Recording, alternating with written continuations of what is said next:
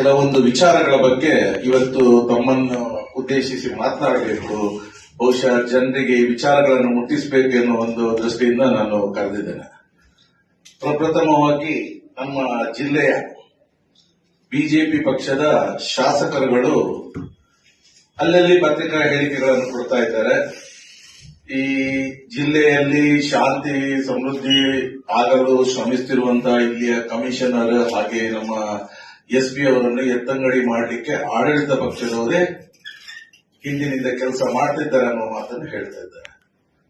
ನಾನು ಅವರಿಗೆ ಸ್ಪಷ್ಟವಾಗಿ ಉತ್ತರ ಕೊಡಲಿಕ್ಕೆ ನಾನು ಬಯಸ್ತಿದ್ದೇನೆ. ಯಾವಾಗ ಈ ಜಿಲ್ಲೆ ಶಾಂತಿಯಿಂದ ದೂರ ಹೋಗಿ ಅಶಾಂತಿಯಲ್ಲಿ ತಾಂಡವಾಡುತ್ತಿರುವಂತಹ ಸಮಯದಲ್ಲಿ, ಜನಗಳು ನೆಮ್ಮದಿಯಿಂದ ವಾಸಿಸಲಿಕ್ಕೆ ಕಷ್ಟ ಇದ್ದ ಸಮಯದಲ್ಲಿ ಇಲ್ಲಿಗೆ ಒಳ್ಳೆಯ 2 ದಕ್ಷ ಆಫೀಸರ್ಗಳನ್ನು ಕಳಿಸಿದ್ದು ನಮ್ಮ ಕಾಂಗ್ರೆಸ್ ನೇತೃತ್ವದ ಸರ್ಕಾರ.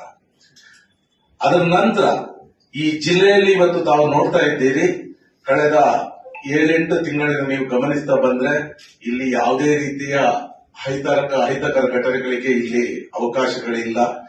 ಈ ಹಿಂದೆ ನಡೆಯುತ್ತಿದ್ದಂತಹ ಬೇರೆ ಬೇರೆ ರೀತಿಯ ಅನೈತಿಕ ಚಟುವಟಿಕೆಗಳಾಗಿರ್ಬೋದು, ಅಥವಾ ಜೂಜುಗಳಾಗಿರ್ಬೋದು, ಅಥವಾ ಡ್ರಗ್ ಮಾಫಿಯಾ ಇರ್ಬೋದು, ಇದಕ್ಕೆಲ್ಲ ಕಡಿವಾಣ ಹಾಕಿ ಇವತ್ತು ಜನರಿಗೆ ಒಂದು ಧೈರ್ಯ ಬಂದಿದೆ. ಇಲ್ಲಿ ನಾವು ನಮ್ಮ ಜಿಲ್ಲೆ ಎಲ್ಲ ಬೇರೆ ಇದ್ರಾಗೆ ಈಗ ನಾವು ಕೂಡ ಧೈರ್ಯದಿಂದ ಇರಬಹುದು, ಇಲ್ಲಿ ಏನನ್ನಾದ್ರೂ ಮಾಡಬಹುದು, ಸಾಧಿಸಬಹುದು ಎನ್ನುವಂತಹ ಒಂದು ಆತ್ಮವಿಶ್ವಾಸ ಇವತ್ತು ಜನರಲ್ಲಿ ಬಂದಿದೆ.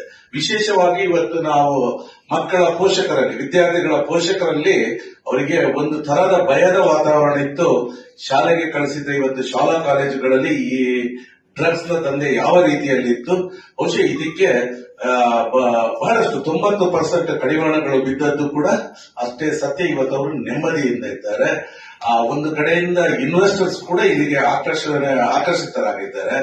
ಇಂಥ ಸಮಯದಲ್ಲಿ ನಮ್ಮ ಮಾನ್ಯ ಶ್ರೀಮಾನ್ ಸಿದ್ದರಾಮಯ್ಯನವರ ನೇತೃತ್ವದ ಕಾಂಗ್ರೆಸ್ ಸರ್ಕಾರ ಇಲ್ಲಿಗೆ ಕಳಿಸಿಕೊಟ್ಟಂತ 2 ದಕ್ಷ ಅಧಿಕಾರಿಗಳು, ಜಿಲ್ಲಾಧಿಕಾರಿಗಳು ಎಲ್ಲರೂ ಸೇರಿ ಒಟ್ಟಿಗೆ ಕೆಲಸ ಮಾಡ್ತಿದ್ದೆಲ್ಲ ಸಾಧ್ಯ ಆಗಿದೆ. ಆದ್ರಿಂದ ಇವರನ್ನು ಇಲ್ಲಿಂದ ಈ ಕೂಡಲೇ ಎತ್ತಂಗಡಿ ಮಾಡುವಂತ ಯಾವ ಇದು ಕೂಡ ಕಾಂಗ್ರೆಸ್ ನೇತೃತ್ವದ ಸರ್ಕಾರಕ್ಕಿಲ್ಲ ಅಂತ ನಾನು ಹೇಳಲಿಕ್ಕೆ ಇಚ್ಛಿಸಿದ್ದೇನೆ. ನಾವು ಕೂಡ ನಮ್ಮ ನಾಯಕರುಗಳಲ್ಲಿ ಮಾತಾಡಿದ್ದೇವೆ. ಮೊನ್ನೆ ತಾನೇ ನಮ್ಮ ಮುಖ್ಯಮಂತ್ರಿಗಳು ಬಂದಿದ್ರು, ಉಪಮುಖ್ಯಮಂತ್ರಿಗಳು ಬಂದಿದ್ರು. ನಮ್ಮೆಲ್ಲರ ದೃಷ್ಟಿ ಚುನಾವಣೆಯನ್ನು ಗೆಲ್ಲುವುದು ಮಾತ್ರ ಅಲ್ಲ, ಜನಗಳ ಒಂದು ಏನು ಅವರು ಜೀವನದಲ್ಲಿ ಅವರು ಮುಂದೆ ಬರಬೇಕು, ಆ ಸಮಾಜ ಕಲ್ಯಾಣ ಆಗಬೇಕು ಅನ್ನುವಂಥದ್ದು ಉದ್ದೇಶ ಕಾಂಗ್ರೆಸ್ ನೇತೃತ್ವದ್ದು. ಚುನಾವಣೆ ಗೆಲ್ತಾ ಹೋಗಿ ಸರ್ಕಾರ ಮಾಡೋದು ಮಾತ್ರ ಅಲ್ಲ, ಅದು ರಾಜಕೀಯದ ಒಂದು ಅಂಶ. ಇದಕ್ಕೆ ಕಾಂಗ್ರೆಸ್ ಪಕ್ಷ ಈ ಹಿಂದಿನಿಂದಲೂ ಜನಗಳ ಒಟ್ಟಿಗಿದ್ದು ಜನಗಳ ಅಭಿವೃದ್ಧಿಯನ್ನು ಬಯಸುವಂತಹ ಒಂದು ಪಕ್ಷ. ಖಂಡಿತವಾಗ್ಲೂ ದಕ್ಷಿಣ ಕನ್ನಡ ಈಗ ಇನ್ವೆಸ್ಟರ್ಸ್ ಅನ್ನು ಇಲ್ಲಿಗೆ ಆಕರ್ಷಣೆ ಮಾಡ್ತಾ ಇದೆ. ಇಂತಹ ಸಮಯದಲ್ಲಿ ಜನಗಳು ಭಯಭೀತಿಯಿಂದ ಇವತ್ತು ಇಲ್ಲಿ ಬದುಕಲಿಕ್ಕೆ ಒಂದು ನೆಮ್ಮದಿಯ ನಿಟ್ಟಿಸುವುದರಿಂದ ಬದುಕ್ತಿದ್ದಾರೆ. ಆ ದೃಷ್ಟಿಯಿಂದ ಇಲ್ಲಿಂದ ಕಮಿಷನರ್ ಆಗ್ಲಿ, ಎಸ್ಪಿಗಳನ್ನು ಇದಾಗ್ಲಿ ಯಾರು ಕೂಡ ಇಲ್ಲಿಂದ ವರ್ಗಾವಣೆ ಮಾಡಲು ನಾವು ಮಾಡುವಂತ ಪ್ರಮೇಯವೇ ಇಲ್ಲಿ ಇಲ್ಲ ಅಂತ ಹೇಳ್ತೇನೆ. ಇದರಿಂದ ನೀವು ಜನಗಳನ್ನು ನೀವು ಯಾವ ರೀತಿಯಿಂದ ತಪ್ಪು ದಾರಿಗೆ ಎಳಿತಾ ಇದ್ದೀರಿ ಅಂತ ಹೇಳಿ ಒಂದು ಕಡೆಯಿಂದ ನೀವು ಹೇಳ್ತೀರಿ. ಇವತ್ತು ನಾವು ಕೋಳಿ ಅಂಕದ ವಿಚಾರ ಕೂಡ ಇಲ್ಲಿ ಮಾತಾಡಬೇಕಾದ ಅನಿವಾರ್ಯತೆ ಇದೆ. ಯಾಕಂತ ಹೇಳಿದ್ರೆ ಕೋಳಿ ಅಂಕಗಳು ಇದನ್ನೆಲ್ಲ ನಾವು ಮಾತನಾಡುವಂತ ವಿಚಾರಗಳೇ ಅಲ್ಲ. ಆದ್ರೆ ನಿಮಗೆ ಆಸಕ್ತಿ ಇರುವುದು ಕೋಳಿ ಅಂಕಗಳ ಬಗ್ಗೆ. ಇವತ್ತು ಒಂದು ಕಡೆಯಿಂದ ಸಂಸ್ಕೃತಿ ಅಂತ ಹೇಳ್ತೀರಿ. ನಾನು ನಿಮ್ಮ MLA ಹತ್ರ ಕೇಳ್ತೇನೆ, ಇವತ್ತು ಧಾರ್ಮಿಕವಾಗಿ ಎಲ್ಲಿ ಕೋಳಿ ಅಂಕಗಳು ಆಗ್ಬೇಕು ಅದಕ್ಕೆ ನಮ್ಮ ಕರ್ನಾಟಕ ರಾಜ್ಯ ಸರ್ಕಾರದಿಂದ ಆಗ್ಲಿ, ನಮ್ಮ ಪೊಲೀಸ್ ಅಧಿಕಾರಿಗಳು ಕೂಡ ಸ್ವಲ್ಪ ರಿಯಾಯಿತಿಯನ್ನು ಕೊಟ್ಟಿದ್ದಾರೆ. ನಿಮಗೆ ಸಾಂಪ್ರದಾಯಿಕವಾಗಿ ಮಾಡ್ಲಿಕ್ಕಿದ್ರೆ 2 ಗಂಟೆನ 3 ಗಂಟೆಯಲ್ಲಿ ಮಾಡಿ ಮುಗಿಸಿ. ಎಲ್ಲಿಯೂ ಕೂಡ ಇದಕ್ಕೆ ಅಡ್ಡ ಬರಲಿಲ್ಲ. ಆದ್ರೆ ನೀವು ಒಂದು ರೀತಿಯಿಂದ ಜನಗಳನ್ನು ಪ್ರಚೋದನೆ ಮಾಡ್ತಾ ಇದ್ದೀರಿ. ಇಲ್ಲ, ಅದು ನಮ್ಮ ಕೆಲವು ವರ್ಷಗಳಿಂದ ಬಂದಿದೆ, ಅದನ್ನು 5 ದಿವಸ ಮಾಡಬೇಕು, 4 ದಿವಸ ಮಾಡಬೇಕು, 3 ದಿವಸ ಮಾಡಬೇಕು ಅಂತ ಹೇಳಿ. ಇವತ್ತು ನಾನು ಬಹಳ ಹೆಮ್ಮೆಯಿಂದ ಹೇಳ್ತಾ ಇದ್ದೇನೆ, ನಮ್ಮ ಅಧಿಕಾರಿಗಳ ಒಂದು ಕಟ್ಟುನಿಟ್ಟಿನ ಕ್ರಮಗಳಿಂದ ಇವತ್ತು ಕೋಳಿ ಅಂಕಕ್ಕೆ ಹೋಗ್ತಿದ್ದ ಅದೆಷ್ಟೋ ಯುವಕರು ಬೇರೆ ಉದ್ಯೋಗಗಳನ್ನು ಆರಿಸಿಕೊಂಡು ಇವತ್ತು ಕೆಲಸಕ್ಕೆ ಹೋಗ್ತಿದ್ದಾರೆ. ಆ ಮನೆಯಲ್ಲಿ ನೆಮ್ಮದಿಯ ನಿಟ್ಟುಸಿರು ಬಿಡುವಂಥದ್ದು. ಇದನ್ನು ಜೂಜಾಟಗಳು ಯಾವ ರೀತಿ ನಡೀತಾ ಇತ್ತು ಅಂತ ನಿಮಗೆ ಗೊತ್ತಿದೆ. ನೀವು ಈಗ ಒಂದ್ ರೀತಿಯಲ್ಲಿ ಹೇಳ್ತೀರಿ, ನಮ್ಮ ಮೇಲೆ ನೀವು ದೋಷಾರೋಪಣೆ ಮಾಡ್ತೀರಿ, ನಾವು ಅವರನ್ನು ಕಳಿಸ್ಲಿಕ್ಕೆ ಟ್ರೈ ಮಾಡ್ತಿದ್ದೇವೆ ಅಂತ ಹೇಳಿ. ನಿಜವಾಗಿ ತಿಳಿದ್ರೆ ನೀವು ಈ ತರದ ಗೊಂದಲದ ಮಾತುಗಳಿಂದ ಅವರನ್ನು ವರ್ಗಾವಣೆ ಮಾಡಲು ನೀವು ಕುತಂತ್ರ ಮಾಡ್ತಿದ್ದೀರಿ ಅಂತ ನಾನು ಸ್ಪಷ್ಟವಾಗಿ ಹೇಳಲಿಕ್ಕೆ ಬಯಸ್ತಾ ಇದ್ದೆ. ಆ ಕಮಿಟಿಯಲ್ಲಿ ಆದ ನಂತರ ಇಲ್ಲಿ ಪತ್ರಿಕಾಗೋಷ್ಠಿ ಮಾಡುವಾಗ ನಿಮ್ಮಿಂದಲೇ ಕ್ವಶನ್ ಬಂದಿತ್ತು. ನಾವು ಮತ್ತೆ ಹೇಳಿದ್ದು, ಬಹುಶಃ ಈಗಿರುವಂತಹ ಕಾನೂನುಗಳು ಕೆಲವೊಂದು ಕಠಿಣ ಕ್ರಮಗಳನ್ನು ತೆಗೆದುಕೊಳ್ಬೇಕು ಅಂತ ಇದ್ರು ಕೂಡ ಇದರಿಂದ ಅಡಚಣೆ ಆಗ್ತಾ ಇದೆ. ಬಹುಶಃ ನಾನು ಮಾತನಾಡಿದ್ರೆ ದ್ವೇಷ ಭಾಷಣ ವಿರುದ್ಧ, ಕಾನೂನಿನ ವಿರುದ್ಧ. ಇವತ್ತು ಆ ಬಿಲ್ ಅನ್ನು ನಾವು ಹೇಳಿದ್ದು ಅದು ಮಾಡಿಯೇ ಮಾಡ್ತಾರೆ, ನೆಕ್ಸ್ಟ್ ಸೆಷನ್ ಅಲ್ಲಿ ಇದು ಆಗುತ್ತೆ ಅನ್ನೋದು, ಅದು ಈಗ ಜಾರಿಗೆ ಬಿಲ್ ಅನ್ನು ಪಾಸ್ ಮಾಡಿದ್ರು. ಬಿಲ್ ಅನ್ನು ಪಾಸ್ ಮಾಡಿದ ನಂತರ ನೀವು ಇದಕ್ಕೆ ವಿರೋಧ ವ್ಯಕ್ತಪಡಿಸಿದ್ರಿ.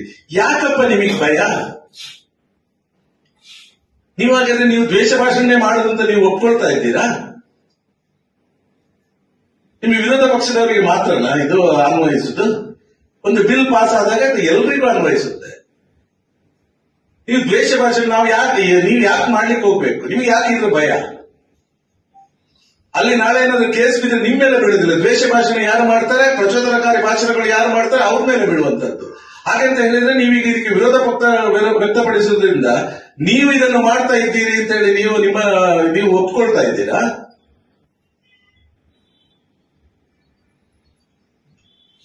ನೀವು ಇದಕ್ಕೆ ಉತ್ತರ ಕೊಡಬೇಕಾಗುತ್ತೆ.